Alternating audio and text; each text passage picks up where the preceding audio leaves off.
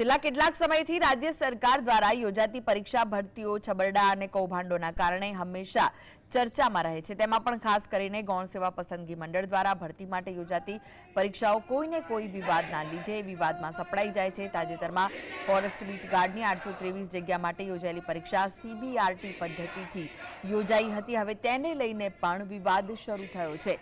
રાજ્યભરમાંથી ઉમેદવારો ગાંધીનગર ખાતે એકઠા થયા હતા અને CBRT પદ્ધતિને નાબૂદ કરવા અને ભરતીમાં નોર્મલાઇઝેશન કર્યા બાદ તમામ ઉમેદવારોના માર્ક્સ જાહેર કરવા માંગ કરી। આ ઉમેદવારોએ જિલ્લા પ્રમાણે માર્ક્સ જાહેર કરવાની પણ માંગ કરી। ગૌણ સેવા પસંદગી મંડળ દ્વારા જે પરિણામ જાહેર કરવામાં આવ્યું તેમાં માત્ર નામ સિવાય કોઈ માહિતી જાહેર કરવામાં આવી નથી। ઉમેદવારોનું કહેવું છે કે નોર્મલાઇઝેશન મેથડ પહેલા કેટલા માર્ક્સ હતા અને નોર્મલાઇઝેશન મેથડ બાદ કેટલા માર્ક્સ ઉમેરવામાં આવ્યા અને કેટલા ઘટાડવામાં આવ્યા તેની વિગતવાર માહિતી કેટરિંગ પ્રમાણે પ્રસિદ્ધ કરવામાં આવે। CBRT પદ્ધતિ એ નાબૂદ કરવામાં આવે।